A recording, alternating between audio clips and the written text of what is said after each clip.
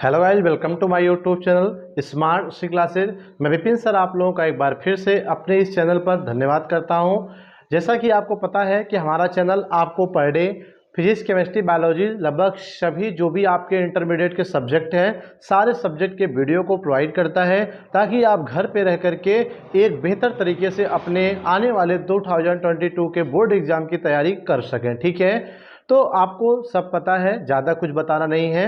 ठीक है, अगर आप चैनल पे नए हैं तो पहले चैनल को सब्सक्राइब कर लें, ताकि आपको पर डे वीडियो के नोटिफिकेशन मिल सके। और अगर आप पहले से चैनल को सब्सक्राइब किए हैं तो आप हमारे इस वीडियो के लिंक को अपने ग्रुप में भी शेयर कर लें, ताकि आपके साथ रहने वाले जितने भी स्टूडेंट्स हो सबको ये वीडियो मिल सके। ठीक है गाइस, और आई होप कि आपको जो भी कल या परसों या जो भी रेगुलर वीडियो दी जा रही है, चाहे वो बायोलॉजी को, केमिस्ट्री, फिजिक्स हो, आप देख रहे होंगे। ठीक है, एक इंपॉर्टेंट इंस्ट्रक्शन सभी लोग कान खोल के सुन लें कि मैंने कहा सिर्फ वीडियो देख लेने से आपकी प्रिपरेशन नहीं हो जाएगी गाइज। वीडियो देखने के साथ साथ आपको अपने प्रिपरेशन के लिए एक नोट्स भी तैयार करना पड़ेगा। जो भी टॉपिक यहाँ पे हम कवर करते हैं ब्लैक बोर्ड पे, उन टॉपिक को आप एक कॉपी लीजिए, एक पेन लीजिए, और उस पेन और कॉपी का प्रयोग करके जो भी बोर्ड पे पढ़ाया जा रहा है सारे टॉपिक्स को आप अपने नोट्स में लिखें। और खाली समय में, ठीक है, हमारी वीडियो को जब आप पढ़ रहे हैं, देख रहे हैं, एक दो बार तीन बार जब आप देखिए, फिर उसको आप नोट्स बना लीजिए, और उसी नोट्स को आप परीक्षा के एक महीने जब रह जाएंगे, 1.5 महीने रह जाएंगे, तो उस समय आप मोबाइल पर इतने सारे सब्जेक्ट का वीडियो नहीं देख पाओगे। इसलिए आपको ज़्यादा से ज़्यादा आपको तैयारी करने में जो हेल्प करेगा वो आपकी नोट्स करेगा। इसलिए आप किसी विद्या, किसी गाइड के चक्कर में ना पड़े, सिर्फ हमारे चैनल पर रेगुलर बने रहें। आपको सारे सिलेबस का पूरा सिलेबस यहाँ पे कवर किया जाएगा, और साथ में आप नोट्स जरूर बनाते चलिए। ठीक है, बस इतना ही आपको मैसेज करना था। इसके बाद अब हम चलते हैं आज के इंपॉर्टेंट टॉपिक के बारे में, जो कि बहुत इंपॉर्टेंट होने वाला है आपकी परीक्षा के लिए भी और साधारण आने वाले समस्त कंपटीशन एग्जामों के लिए भी। ठीक है, क्योंकि जो टॉपिक आज पढ़ाएंगे उसमें से एग्जाम में भी आता है, आपके बोर्ड एग्जाम और आने वाले कंपटीशन से क्वेश्चंस पूछे जाते हैं। इसलिए आप सभी लोग एक्टिव हो जाइए और हमारे चैनल पे फटाफट ज़्यादा से ज़्यादा लोग जुड़े और जुड़ करके इस टॉपिक का लाभ लें। ठीक है, तो आइए देखते हैं हम आज क्या पढ़ाने वाले हैं। ठीक है, आपको पता है सब्जेक्ट बायोलॉजी पढ़ाते हैं। ठीक है, पुष्पीय पौधों में लैंगिक जनन चल रहा है, दूसरा चैप्टर है जिसे sexual reproduction in flowering plant कहते हैं। ठीक है, प्लांट का मतलब तो आप समझ रहे हो, पौधे होता है। क्या होता है? पौधा होता है।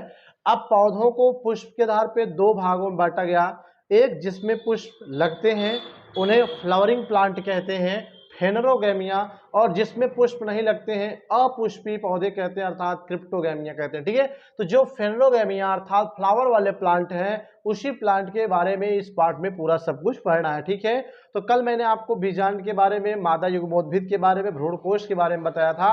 आज उसके आगे हम चलते हैं परागण के बारे में बताने। ठीक है, पॉलिनेशन क्या होता है, इंग्लिश में पॉलिनेशन कहते हैं। ठीक है, और हिंदी में परागण कहते हैं। वेरी सिंपल, वेरी इजी, आपको कुछ भी रटना नहीं है, केवल आप इतना याद रखना, ठीक है, कि जो पुष्प होता है, पौधे का पुष्प, ठीक है, जो पौधे का पुष्प होता है, इसी पुष्प में क्या होता है? लैंगिक जनन होता है, अर्थात ऐसा जनन जिसमें कि आने वाली संतान या नए पौधे को उत्पन्न करने के लिए नर और मादा दोनों युग्मक की जरूरत पड़े, तो उसे हम क्या कहते हैं? बोलो, लैंगिक जनन कहते हैं। ठीक है, तो ये आपने देख लिया होगा। अब हम चलते हैं, इसको देखते हैं परागण या पॉलिनेशन क्या होता है। ठीक है, मैंने आपको दोस्तों पहले बताया था पुष्प के बारे में, पुष्प के भाग। तो पुष्प में कुल कितने चक्र पाए जाते हैं? 4 चक्र पाए जाते हैं, या 4 भाग पाए जाते हैं। ठीक है, कितने चक्र? 4 चक्र या 4 भाग पाए जाते हैं, जिसमें मैंने आपको पहला कहा था, आपको याद होगा कि वाह्य दलपुंज होता है। क्या होता है? वाह्य दलपुंज होता है।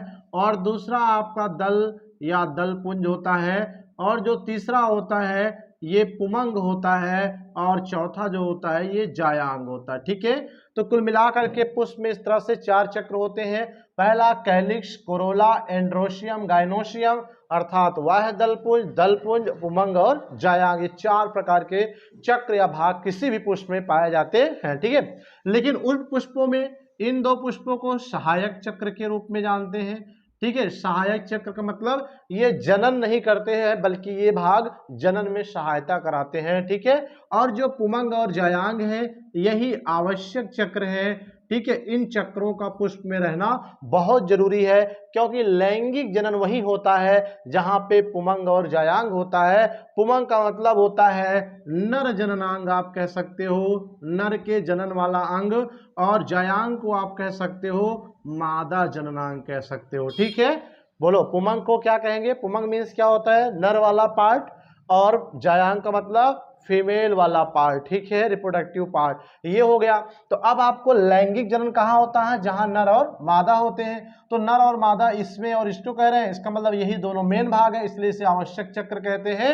और ये दोनों केवल सहायता करते हैं, इसलिए इसे सहायक चक्र कहते हैं। ठीक है, तो इन्हीं दोनों की जरूरत पड़ रही है। तो इस पार्ट में जो भी आप पढ़ रहे हो वो सब किसके लिए पढ़ रहे हो? नर और मादा जननांग के बारे में ही पढ़ रहे हो। ठीक है, तो इसी से कुछ रिलेटेड है क्या? परागण, आज का टॉपिक, अर्थात पॉलिनेशन। अगर हम एक पुष्प को बनाए यहाँ पे, ठीक है, एक पुष्प की संरचना को अगर यहाँ पे हम ऐसे ड्रा करें, ठीक है, आपने देखा भी होगा, हमने बताया था इस पार्ट के पहले वीडियो में।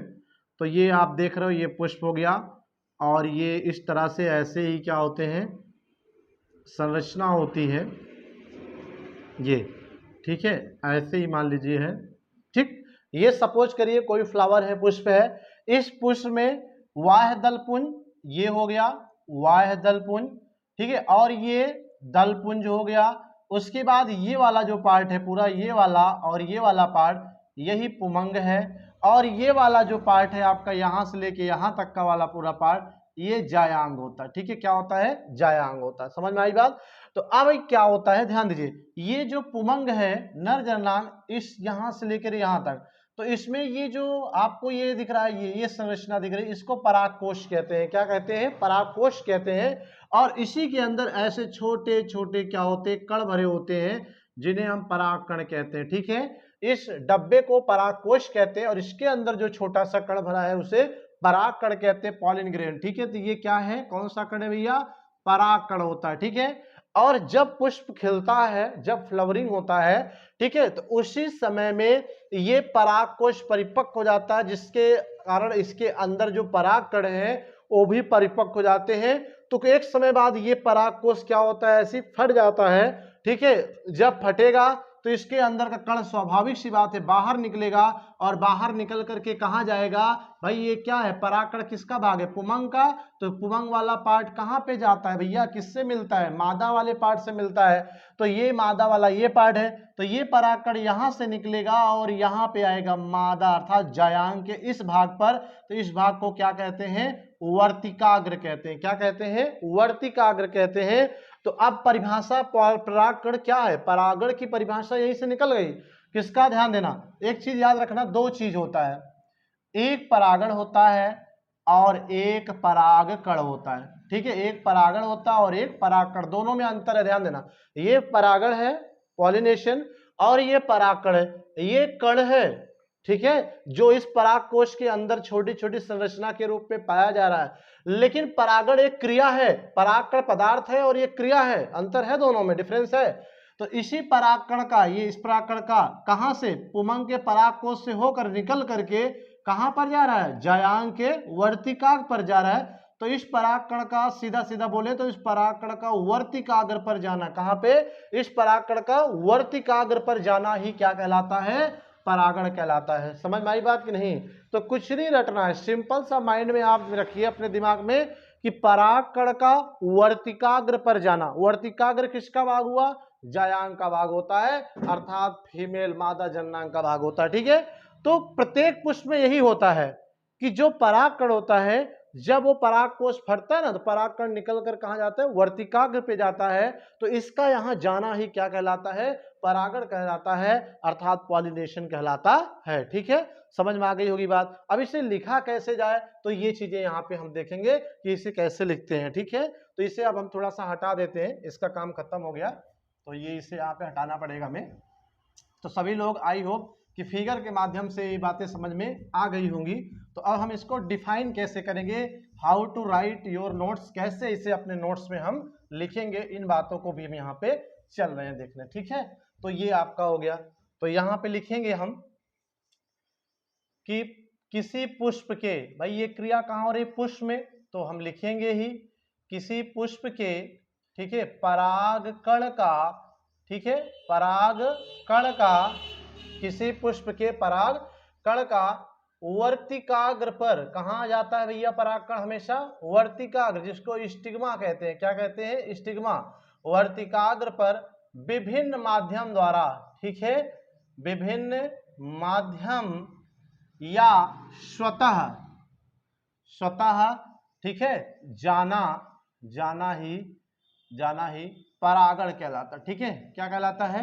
परागण कहलाता है। तो ये आपका क्या हो गया? कंफर्म हो गया। ठीक है, तो बोलो डिफिनेशन क्या हुई कि किसी पुष्प के परागकण, ठीक है, अर्थात पॉलन ग्रेन का पराग कोश से निकल करके कहां पे जाना? वर्तिकाग्र पर जाना। अभी आपने देखा वर्तिकाग्र किसका पार्ट था? बोलो, ये वर्तिकाग्र है ना ये, ठीक है, तो ये आपका है, अगर हम दो बनाए तो ये परागकण है। ठीक है, ये परागकण निकल कर कहाँ आया? इसके लेडीज के, फीमेल के वर्तिकाग्र पे आया, तो इसका यहाँ आना ही क्या कहलाता है? परागण कहलाता है। ठीक है, तो वही कह रहा है किसी पुष्प के परागकण का वर्तिकाग्र पर कैसे जाना? क्या ये स्वतः जाता है या कोई इसको ले जाने वाला होता है? तो अलग अलग पुष्पों में ये परागकण यहाँ पर जो पहुंचता है ना, अलग अलग माध्यम से पहुंचता है। किसी पौधों में ये स्वतः आ जाता है, किसी में वायु द्वारा आता है, किसी में चिड़िया द्वारा, किसी में कीट द्वारा। इसीलिए मैंने लिखा कि वर्तिकाग्र पर विभिन्न माध्यम अर्थात चिड़िए, कीट, वायु द्वारा या स्वतः जाना ही क्या कहलाता है? परागण कहलाता है। ठीक है, तो ये एक लाइन की डिफिनेशन आप लिख दिए, एकदम प्योर और सटीक आपने इसका आंसर दिया है। ठीक है, तो ये हो गया। और आप फिगर भी बनाइएगा, ऐसे ही फिगर बना के ये दिखा दीजिएगा कि इस परागकण का यहाँ वर्तिकाग्र पर जाना क्या कहलाता है? परागण कहलाता है। समझ में आ गई बात कि नहीं? तो ये आपका कंफर्म हो गया कि परागण क्या होता है। ठीक है, रटना नहीं है, बिल्कुल कुछ भी मत रटो, सिर्फ माइंड में याद रखो परागण माने परागकण का कहाँ जाना? वर्तिकाग्र पर जाना। कैसे जाता है? स्वतः भी जाता है और विभिन्न माध्यम से भी जाता है। इसलिए हम क्या कहते हैं इसे? बोलो, परागण कहते हैं। इस क्रिया को पॉलिनेशन कहते हैं, अर्थात परागण कहते हैं। ठीक है, अब यहाँ पे आप कह सकते हो, ठीक है, अगर आपको लिखना हो यहाँ पे स्वतः कि परागण के प्रकार कितने होते हैं, तो आप ये लिख सकते हो। ठीक है, तो यहाँ पे हम लिखेंगे कि परागण के प्रकार, ठीक है, परागण के क्या है? ये प्रकार है, टाइप्स ऑफ पॉलिनेशन की अगर हम बात करें, ठीक है, तो ये कई प्रकार का होता है। ठीक है, तो ये है निम्न प्रकार का होता है। ठीक है, क्योंकि पौधे अलग अलग प्रकार के होते हैं, पुष्प भी अलग अलग प्रकार के होते हैं, इसलिए परागण की प्रक्रिया भी अलग अलग प्रकार से होती है। तो यह निम्न प्रकार का होता है। ठीक है, यह निम्न प्रकार का होता है। अगर हम फर्स्ट की बात करें यहाँ पे, तो फर्स्ट जो हमारा है, ठीक है, आप कह सकते हो स्वपरागण। ठीक है, स्वपरागण। और सेकंड की बात करते हैं तो सेकंड आपका है पर परागण। ठीक है, और अगर थर्ड की बात करते हैं तो कृत्रिम परागण होता है। क्या होता है? कृत्रिम परागण होता है, अर्थात आर्टिफिशियल पॉलिनेशन। ठीक है, इसको ऑटोगैमी भी कहते हैं, ऑटोगैमी कह सकते हो और सेल्फ पॉलिनेशन कह सकते हो। ठीक है, क्या कहते हो? सेल्फ पॉलिनेशन भी कहते हो। इसको क्या कहते हैं आप? क्रॉस पॉलिनेशन कहते हैं। क्या कहते हैं? क्रॉस पॉलिनेशन कहते हैं। ठीक है, और इसको आर्टिफिशियल कहते हैं, आर्टिफिशियल पॉलिनेशन। ठीक, आर्टिफिशियल पॉलिनेशन। तो कुल मिला के स्वपरागण, पर परागण और कृत्रिम परागण, ये तीन तरह के आपके पॉलिनेशन यहाँ पे पढ़ेंगे। ठीक है, तो अब हम देखते हैं पहला क्या है। फर्स्ट की अगर हम बात करें कि स्वपरागण क्या है, तो रटना नहीं है बिल्कुल भी। स्वपरागण अर्थात ऑटोगैमी किसे कहते हैं, तो आपको मैंने कहा बिल्कुल भी रटना नहीं है कि स्वपरागण किसे कहते हैं? ऑटोगैमी। स्व मीन्स क्या होता है गाइस? अपना, अपने। ठीक है, परागण मतलब वर्तिकाग्र पर परागकण का जाना, तो रटना नहीं है। परागण माने परागकण का वर्तिकाग्र पर जाना, जैसे ये परागकण यहाँ वर्तिकाग्र पे जा रहा है तो परागण है।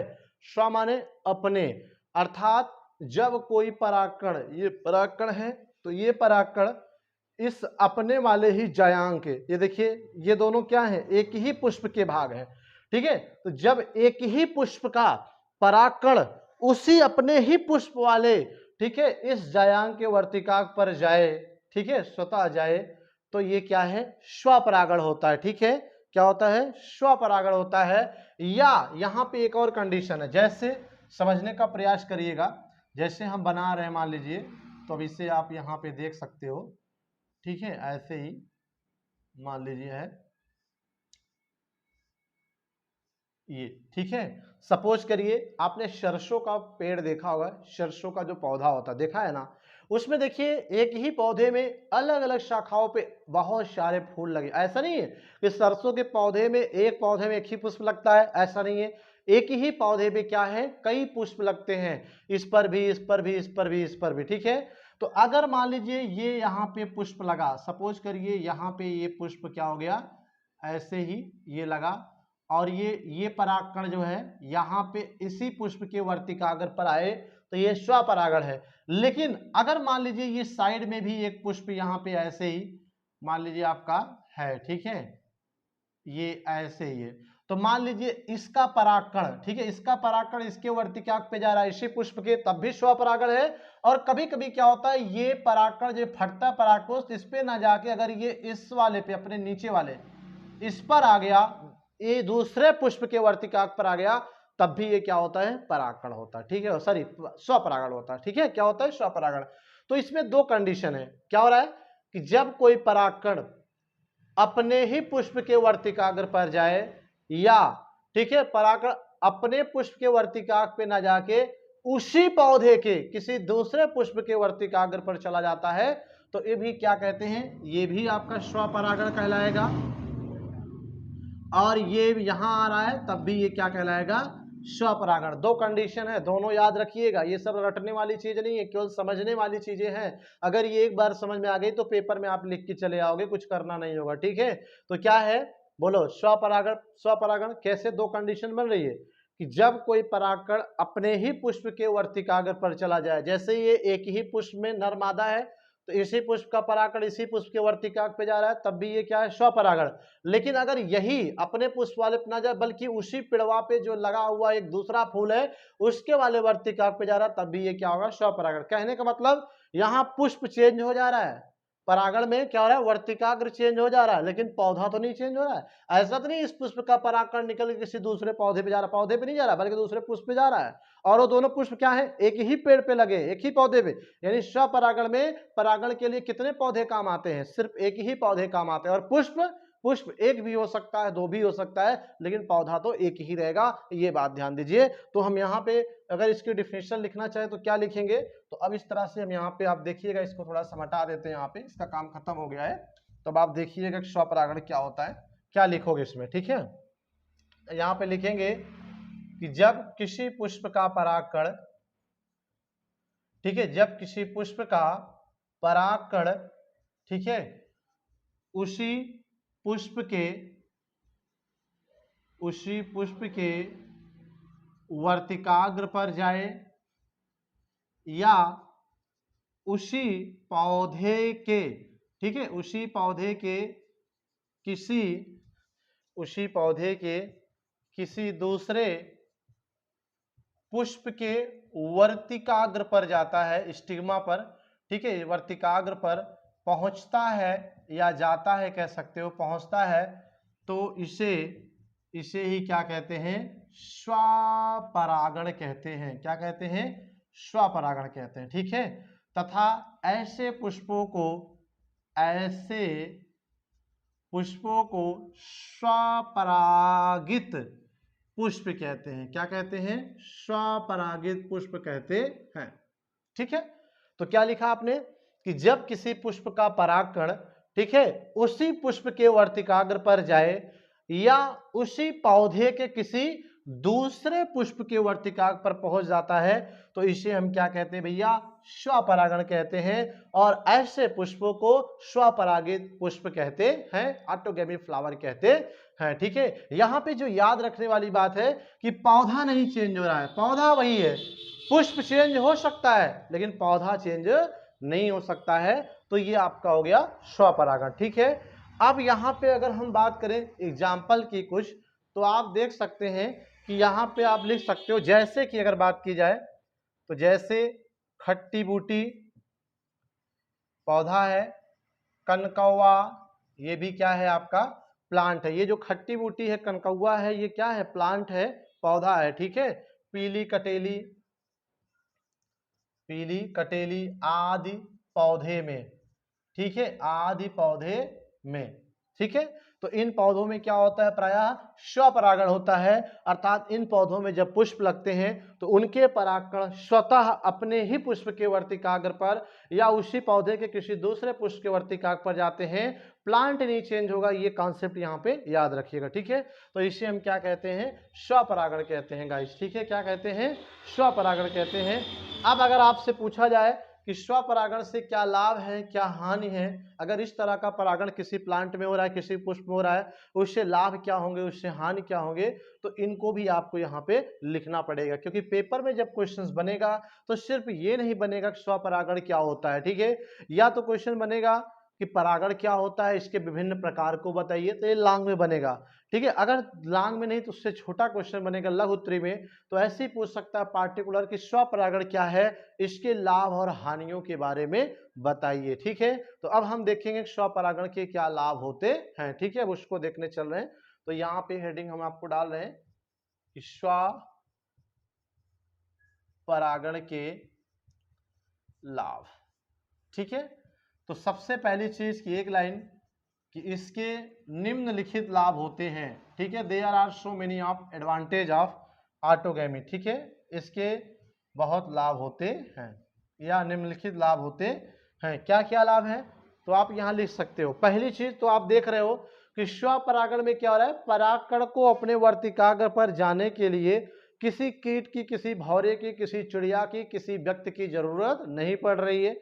स्वतः परागकोश फट रहा है, परागकोश, और परागकण निकलकर वर्तिकाग्र पे चले जा रहे हैं, खुद चले जा रहे हैं, अपने आप चले जा रहे हैं। राइट, तो इसमें किसी माध्यम की जरूरत है नहीं है, तो ये लाभ है। भाई आपका काम अगर बिना किसी सहारे को हो जाए तो ये आपका एडवांटेज है ना, तो ये लाभ है। तो यहाँ पे लिखेंगे पहले हम सबसे पहले कि इसमें परागण के लिए, ठीक है, परागण के लिए किसी माध्यम की, ठीक है, किसी माध्यम की, ठीक है, माध्यम मतलब यहां लिख सकते हो जैसे चिड़िया है ना, कीट आदि, ठीक है, आदि की कोई आवश्यकता नहीं होती। ठीक है, कोई आवश्यकता नहीं होती है। ठीक है, नहीं होती है।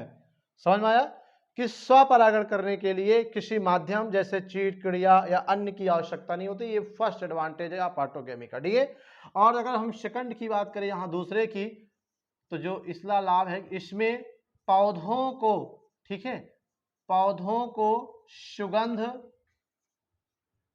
रंग, मकरंद, ठीक है, मकरंद की आवश्यकता नहीं होती। ठीक, आवश्यकता नहीं होती है। ठीक है, अर्थात जब ये मान लीजिए अभी मैंने बताया आपको कि ये वर्तिकाग्र है, ठीक है, क्या है, वर्तिकाग्र है, और ये परागकण है मान लीजिए, तो ये परागकण यहाँ आ रहा है तो इसको परागण कहते हैं। अगर खुद ही आ जा रहा है तो यहाँ किसी माध्यम की जरूरत नहीं पड़ रही है, इसका लाभ है। और अगर ये स्वतः आ रहा है तो इसको पुष्प को मकरंद या फिर रंग, सुगंध की आवश्यकता नहीं। आपको पता है कि जो फूल रंग बिरंगे होते हैं, सुगंधित होते हैं, महकते हैं, किस लिए, आपके लिए नहीं कि आप उन्हें तोड़ करके नाक पे लगाए और सूंघे, ऐसा नहीं है। कुदरत ने उनको इसलिए दिया ताकि वो क्या हो, क्योंकि उनका परागकण अपने आप वर्तिकाग्र पे नहीं जा पाता, इसलिए उनको क्या है, जब फूल सुगंधित होगा, रंगीन होगा, चटकीले होंगे, तो जो कीट, भौरे, चिड़िया उन पे जाएंगे, मंडराएंगे ना, तो उनके माध्यम से, उनके पैरों के माध्यम से परागकण चिपक कर वर्तिकाग्र पे आता है, स्वतः नहीं आ पाता। ठीक है, तो इसलिए उनको ऐसा बनाया गया। सपोज करिए अगर ऐसे पुष्प जिनमें अपने आप परागकण वर्तिकाग्र पे ना जाए और कोई कीट भी उसके पास ना जाए, भौरा भी ना जाए, चिड़िया भी ना जाए, तो फिर उनका परागकण वर्तिकाग्र पे नहीं पहुंच पाएगा। फिर नहीं पहुंच पाएगा तो फिर जनन नहीं होगा, और आने वाली जो सीड है, बीज है, पौधे का निर्माण नहीं होगा, तो उनकी पीढ़ी खत्म हो जाएगी। इसीलिए उस पौधों में क्या होता है, कलर, रंग, सुगंध, इन सब की व्यवस्था प्रकृति ने की है। लेकिन अगर किसी पौधे में स्वतः परागकण वर्तिकाग्र पे चला जा रहा है, जनन क्रिया अपने आप हो जा रही है, समझ लीजिए, तो क्या जरूरत है, रंग, मकरंद, सुगंध की। ठीक है, तो यहाँ पे आप कह सकते हो कि इसमें पौधों को रंग, सुगंध, मकरंद की आवश्यकता नहीं होती है, ये इसका लाभ होता है। ठीक है, अगर और हम यहाँ पे बात करें एक और, अगर तो आप कह सकते हो कि इसमें परागण, ठीक है, परागण में, परागण के लिए बहुत कम समय लगता है। क्या लगता है, बहुत कम समय लगता है, बहुत कम समय लगता है, अर्थात इसमें परागण के लिए बहुत कम टाइम लगता है। ये भी क्या है, आपका एक एडवांटेज है। कैसे, कि अगर किसी मान लीजिए चिड़िया द्वारा परागण हो रहा है तो जब तक चिड़िया उस पर जाएगी नहीं तब तक क्या है ये परागकण यहाँ पहुंचेगा नहीं। लेकिन अगर स्वतः हो रहा है ये टाइम से अपने क्या है वर्तिका पे आके सारे प्रोसेस को कंप्लीट कर देगा और स्वतः परागण में यही हो रहा है, इसलिए इनमें क्या होता है बहुत कम समय लगता है। ठीक है, क्या होता है बहुत कम समय लगता है। और आप कह सकते हो कि इसमें पराग कण जो होते हैं पराग कण व्यर्थ नहीं होते हैं। क्या होते हैं व्यर्थ नहीं होते हैं, ये भी इसका क्या है लाभ है। कैसे, जैसे ये पराग कण है ठीक है तो 2 4 6 10 पराग कण भी अगर रहता है तब भी ये अपने आप आ जाएंगे। सपोज करिए अगर इसी में हवा द्वारा परागण होता तो जब ये पराग कोश फटता तो हवा के माध्यम से पराग कण बहुत सारे इधर उधर हो जाते, व्यर्थ हो जाते, नष्ट हो जाते। ठीक है, लेकिन अगर ये स्वतः परागण हो रहा है तो इसमें कोई ऐसे चांसेस नहीं है कि पराग कण की क्या हो नुकसान हो या व्यर्थ हो जाए। ये भी इसका अपना क्या है एडवांटेज है अर्थात लाभ होता है। ठीक है, तो इस तरह से ये आपका क्या हो गया लाभ हो गया। एक और अगर हम चर्चा कर ले यहाँ पे देखिएगा 5वें की बात करें तो जो इससे उत्पन्न बीज व पौधे होते हैं, इस पे उत्पन्न बीज व पौधे शुद्ध नस्ली होते हैं। ठीक है, शुद्ध नस्ली होते हैं अर्थात जब अगर ये कोई प्लांट है इसमें स्वपरागण हुआ है तो इससे जो बीज बनेगा और उस बीज से जो पौधा उत्पन्न होगा उसके जो लक्षण होंगे कैरेक्टर होंगे वो हूबहू अपने पेरेंट्स के समान होंगे। ठीक है, अपने जिससे वो पैदा हुए उस पौधे के समान हो, उसमें कोई परिवर्तन नहीं होता है अर्थात जनक के समान होते हैं। ये भी अपना इसका क्या है लाभ है। तो ये मैंने कुछ आपको एडवांटेज बताया, किसके बताया भैया स्वपरागण के लाभ। अब एक बात तो कन्फर्म है कि जहां लाभ होता है वहां पे हानियां भी होती हैं, तो इसके स्वाभाविक सी बात है स्वपरागण की हानियां भी कुछ होती होंगी, तो उस क्या होती है वो भी पेपर में आता है, तो उसको भी हम क्या करेंगे देखेंगे। तो सभी लोग एक बार इसका स्क्रीनशॉट ले लीजिए ताकि इसको हम हटा के यहाँ पे आपको दे सके। ठीक है, चलिए छोड़िए जाने दीजिए, यहाँ पे आप लिख सकते हो। ठीक है, यहाँ पे आप लिख सकते हैं, हम यहीं पे लिख दे रहे हैं कि स्वपरागण से हानियां। ठीक है, डिसएडवांटेज मैंने कहा जहां लाभ होता है बेटा वहां हानि भी होती है, अगर लाभ है तो स्वाभाविक सी बात है कि हानि भी यहां पे होगी। ठीक है, तो क्या लाभ है क्या हानि है ये भी हम इससे देखते हैं। ठीक है, पहला कि स्वपरागण।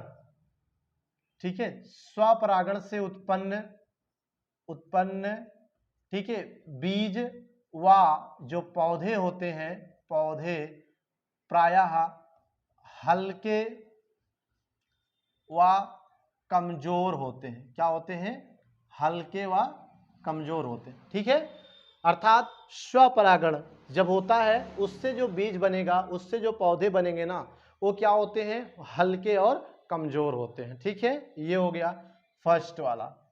और अगर सेकंड की बात करते हैं, ठीक है यहाँ पे हम सेकंड की बात करें दूसरे की बात करें तो सबसे जो इंपॉर्टेंट हानि है कि स्वपरागण से ठीक है किसी नई जाति का विकास संभव नहीं है, विकास संभव नहीं होता है। ठीक है, अर्थात जैसे आपने देखा होगा कि आजकल चाहे धान हो टमाटर हो मटर गेहूं कुछ भी हो तो नई नई वैरायटियां आ रही हैं। जो नई वैरायटी है वो पुरानी वैरायटी की अपेक्षा काफी बेहतर होती है, बेस्ट होती हैं। ठीक है, तो अगर किसी में स्वपरागण हो रहा है तो उस पौधे की नई जात का विकास कभी भी संभव नहीं होता। क्यों? क्योंकि वे अपने पैतृक के समान होते, शुद्ध नस्ली होते हैं, अपने जनक के समान, उसमें कोई नया लक्षण नहीं आता। तो ये भी एक हानि। क्यों? क्योंकि नए लक्षणों का विकास हमेशा होना जरूरी है। अगर सपोज करिए हम अपने में ले लें, हमारे पेरेंट्स या आपके पेरेंट्स अगर पता चला काले हैं तो आपकी जो संतान वो भी काली हो जाएगी, तो ये पीढ़ी में बदलाव नहीं होगा, विकास नहीं होगा। ठीक है कि नहीं? तो वही कह रहा है कि स्वपरागण से किसी नई जात का विकास संभव नहीं, ये भी इसका क्या है डिसएडवांटेज है, इसे भी आप नोट कर लीजिए। ठीक है, अब एक और अगर बात करें और तीसरे की तो स्वपरागण से उत्पन्न जो बीज होते हैं बीज कमजोर, ठीक है, या आप कह सकते हो दुर्बल।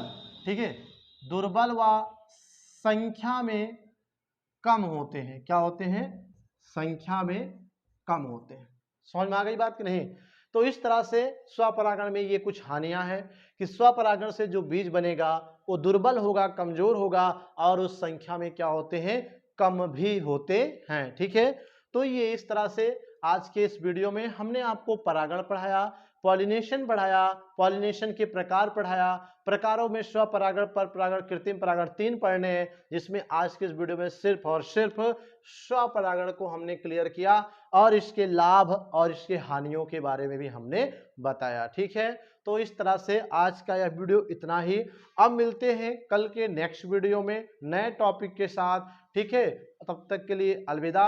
और हाँ, अगर आपको वीडियो अच्छी लगी तो वीडियो को लाइक कमेंट जरूर करिएगा। तब तक के लिए thank you for watching this video guys. Thank you, thank you, thank you.